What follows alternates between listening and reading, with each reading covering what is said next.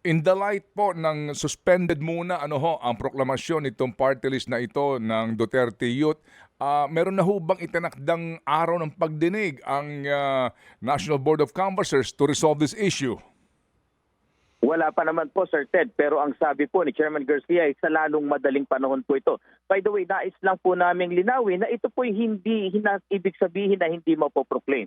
Ito po lamang ay pamamaraan ng ating procedures para wag ma-frustrate ang ends of justice. Bakit? Halimbawa po, hindi naman po pala talaga dapat ma-qualify o disqualify talaga ang grupo, mapapaupo pa and then papababain. Ito po ay nakakagulo sa sistema ng pamahalaan. Kung sakali naman po na talagang wala namang basehan, di madidismiss po ang petisyon, mareresolba ang kaso at tuluyan na po silang mapoproklama. Hindi naman po ibig sabihin na tuluyang sinarado na grupo po ng Duterte Youth. Ayun. At po doon sa isa, yung BH po. Okay, sige. Mamaya po yung BH kung ano po naman ang kaso nun.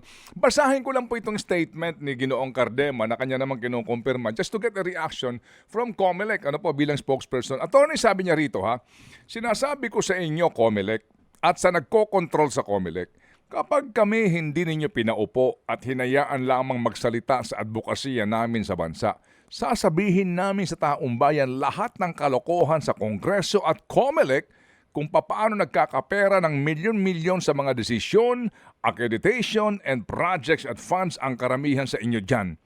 Wala kaming pakialam dyan sa mga pamemera nyo sa gobyerno dahil hindi kami kasali dyan at busy kami sa pakikipaglaban sa mga kalaban ng gobyerno. Pero kapag kami na binoto ng milyon-milyong Pilipino ay tatarantaduhin ninyo, ikikwento namin lahat sa taong bayan ang mga kalokohan nyo sa gobyernong ito.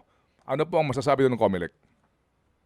Una po sa lahat, wala pong mga ganyan dapat na mga pahayag dahil ito po ay prosesong legal. At saka po yung ganyan po mga pagbabanta, kahit naman po may kasong legal, kung talagang may basehan, lalabas at lalabas po yan. Hindi naman kinakailangan dahil lang merong ganitong issue, saka ilalabas po yan. Ang sa amin lang po, meron tayong prosesong legal, merong nag-question. Sila man po ang lumagay sa ganitong pagkakataon, kailangan aksyonan din. Kaya questionin din naman po kami. Kung merong mga petisyon na nakabinbin at hindi inaaksyonan ng COMELEC, kailangan lang pong maresolba ang mga bagay na ito bago po ang proklamasyon. Yun naman po mga walang issue. Kita niyo naman po, pinroclaim namin. At hindi lang naman po ito sa party list groups.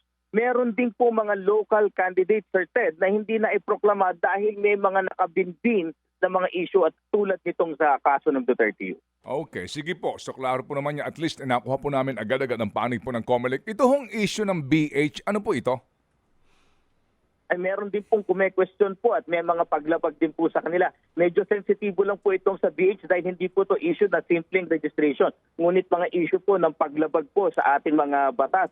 Kaya po ako po'y makikiusap, Sir Ted, kung pwede wag po nating ma-discuss ito dahil hindi po ito simpleng issue ng registration, kundi parte po ng mga ebidensya na mukhang may mga nalabag po ang ating BH. Kaya meron din pong nagpetisyon dito sa kanila. Sandali lang, attorney. Ako po'y magpapasintabi. I hope you don't mind. Ito pong aking pagiging masyadong matanong. Attorney, ang sinasabi ng BH sa kanilang official statement, sila daw po ay hindi na proklama, sa hindi nila malamang kadahilanan, wala, etc. So dito po sa sinasabi niyong maselan, hindi pa pwede po ihayag sa publiko, parang hindi po namin maarok. No? Kasi ito po ay eleksyon, ito po ay party list organization na humihingi po, naghahangad na umupo sa Kongreso. Sila po ay gagamit sa pondo ng bayan, resources ng bayan, and then ang kanilang kaso ay parang secret, parang hindi namin masakyan. Bakit po hindi malahad ng COMELEC? Gaano ba kasensitibo na dapat itinatago sa publiko?